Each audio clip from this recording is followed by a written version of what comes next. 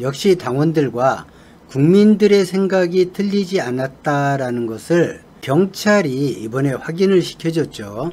당내에서는 이런저런 말이 많았지만 그 가운데서 경찰에게서 미리 검찰에 송치할 거다라는 의견을 전해 듣고 그 난리를 쳤던 사람이 있는지는 모르겠지만 이재명 의원과 관련돼서는 어떤 의혹 하나만 있더라도 바로 언론에 고의적으로 공개하고 언론 플레이를 하던 경찰과 검찰, 언론이 26일에 경찰이 검찰에 송치를 했음에도 불구하고 오늘까지 입을 다물고 있다가 오늘 터뜨렸단 말이죠. 그 내용을 김샜다라고 표현하는 것이 아마도 적절할 것 같습니다. 민주당 내에서도 그런 의견이 있었지만 언론에서도 민주당 당원 개헌을 두고 이재명 의원 하나를 위해서 셀프 개헌이다 이런 얘기, 이런 프레임으로 많이 몰고 가지 않았습니까? 그렇게 몰고 가서 이 당원 개정을 어떻게든 막아보려고 했었는데 어찌됐든지 간에 검찰이 휘둘리는 모양새에서 휘둘리는 것이 덜한 모양새로 바꿨단 말이죠. 이렇게 바꿈으로 인해서 검찰이나 정부 여당에서 볼 때는 김이 새버린 정부 여당의 지금 어려운 이런 것을 어느 정도 이재명 리스크로 물타기를 할 수 있었던 것이 사라져버린 그런 상황이 된 것이죠. 이 다수의 힘, 다수의 염려라고 하는 것을 그래서 배제해서는 안 된다라는 것입니다. 26일 날 검찰에 넘겼지만 오늘 밝혀진 경찰이 검찰에 송치한 내용은 백현동과 관련된 이재명 의원의 발언이죠. 작년 10월 20일에 국토교통위원회에 출석한 이재명 당시 경기도지사는 이렇게 답변했습니다. 그런데 경찰이 민주당 전당대회를 앞두고 이재명 대표의 공직선거법 관련 사건 중에 하나를 검찰에 넘긴 사실이 드러났습니다. 성남 백현동 개발 의혹 사건과 관련해서 지난해 이 대표가 국정감사에서 했던 발언이 허위 사실이라는 건데 민주당은 즉각 반발했습니다. 지난해 10월 경기도 국정감사. 당시 경기지사였던 민주당 이재명 의원은 이른바 성남 백현동 개발 특혜 의혹을 정면으로 반박했습니다.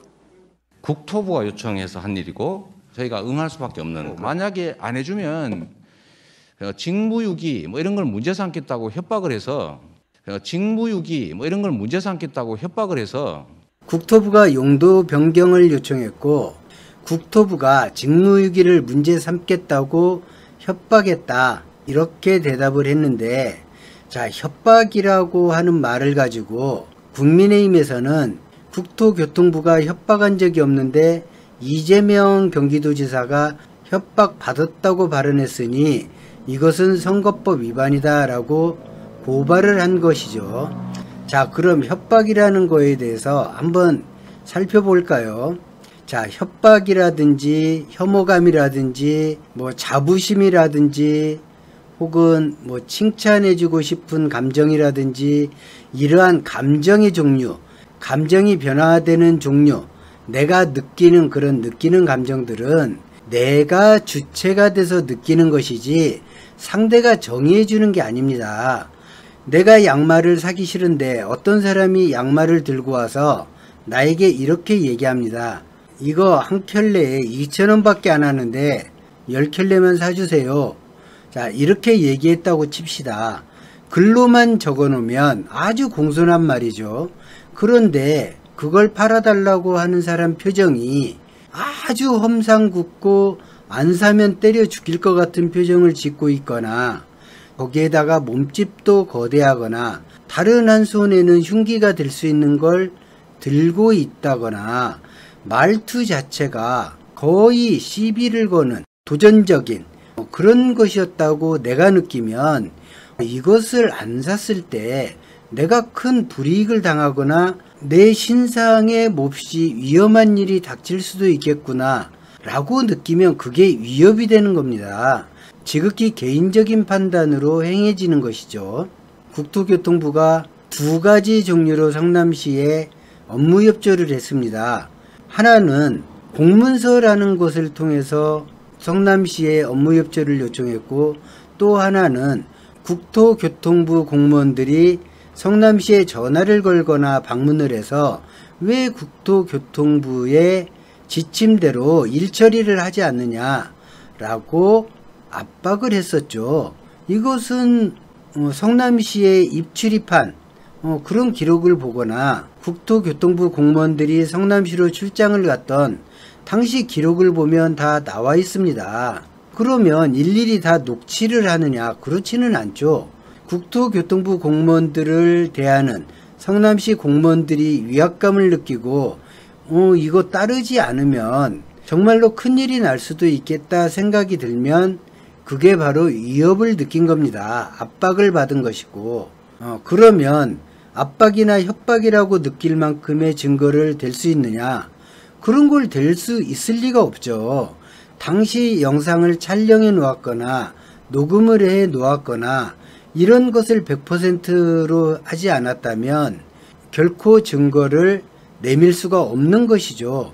그리고 어느 부처가 공문서를 내려보내면서 지침대로 하지 않으면 너 어떻게 해버리겠다, 이렇게 공문서를 쓰는 곳이 어디 있겠습니까? 다 공손하게 쓰죠. 공손하게 쓰지만 사실상 압박이 되거나 그렇게 하지 않을 경우 불이익을 주거나 하는 그런 암시적인 문구가 들어가 있어도 당하는 해당 기관에서는 그것을 협박이나 압박으로 느낄 수 있죠. 대표적인 기관이 기획재정부죠. 예산 편성권을 가지고 있는 기획재정부에서 다른 정부 부처에 자신들 소관이 아닌 것도 이런저런 것을 요구합니다. 지방자치단체에 대해서도 마찬가지죠. 그러면 그 내용이 아무리 공손하다고 해도 기획재정부의 의견이 들어있어서 기획재정부가 보낸 공문이 아무리 공손하고 예의를 갖췄다고 하더라도 월권이죠. 그 자체가 기획재정부 소관이 아니면 거론해서는 안 되기 때문에 월권입니다. 그럼에도 불구하고 다른 부처나 지방자치단체에서 심각하게 고려할 수밖에 없는 것은 자칫 예산 부분에서 불이익을 당할 수 있기 때문에 그렇습니다.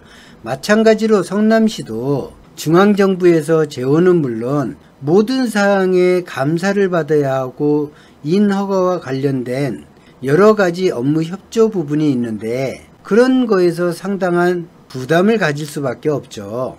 그렇게 부담으로 다가오는 것을 협박을 받는 것으로 느끼면 협박을 받은 것입니다. 증거를 댈 수 없다고 해서 그것이 죄가 되느냐? 그렇지는 않습니다. 대표적인 것이 성인지 사건 아니겠어요?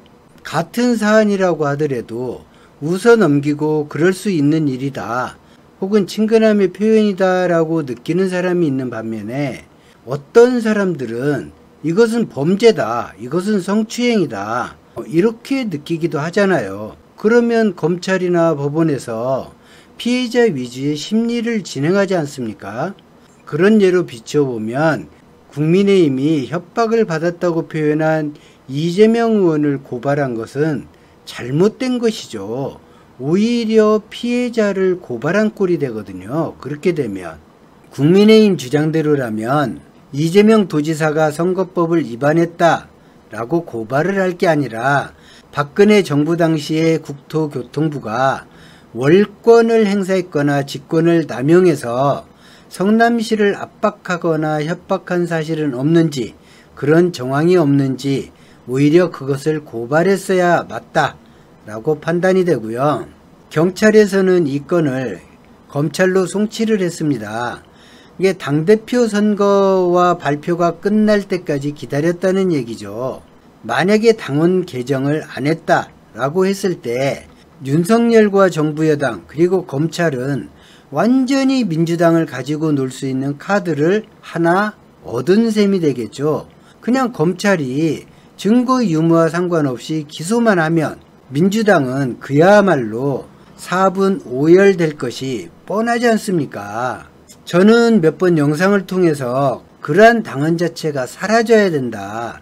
외부 기관의 어떤 결정 때문에 민주당 내에 주요 직책에 있는 사람들의 거취가 결정이 돼야 된다. 이것은 매우 수치스러운 것이다. 이렇게 제가 몇 번 얘기를 했었는데요. 이것을 조금 비약해서 얘기를 하자면 우리나라 대통령을 탄핵할까 말까 하는 결정권을 미국 언론이 어떻게 평가하는지를 보고 우리가 결정하겠다 하는 것과 똑같은 겁니다. 아니 왜 민주당 자체 내에서 이 사안이 심각하다고 생각하면 윤리위원회나 뭐 이런 비슷한 거 열어서 충분히 조치할 수 있는데 그 조건으로 검찰 기소를 넣었단 말이죠. 그것이 잘못됐다라는 것입니다. 민주당 내에서 얼마든지 제재를 할 수 있고 제약할 수 있고 그리고 사안을 조절할 수가 있는데 그 기준 자체를 외부 기관에서 결정한 것을 토대로 삼는다라는 것이 수치스럽다라는 것입니다. 이 80조 당원에 대해서 국민들과 당원이 개헌 혹은 폐지를 강력히 요구를 했었죠. 당원이나 국민들의 요구가 틀리지 않았음을 이번에 경찰이 그 하잘것없는 것을 이유로 검찰에 송치한 것을 보면 분명하게 알 수 있는 것입니다. 그리고 제가 최근에 촛불가수 유리님에 대해서 유튜브 가수로 새 출발을 해보시겠다.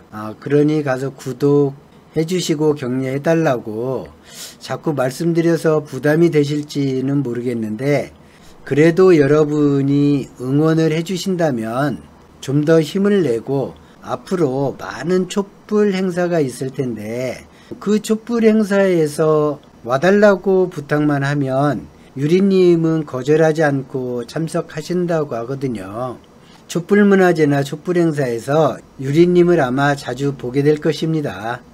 제가 올려드린 추천 영상이나 고정 댓글에서 안내하는 유리님 유튜브로 달려가셔서 구독과 좋아요 그리고 알람 설정 그리고 격려의 말씀 꼭 부탁드립니다. 시청해주신 여러분 고맙습니다. 그땐 달려와줘 애써 버틴 나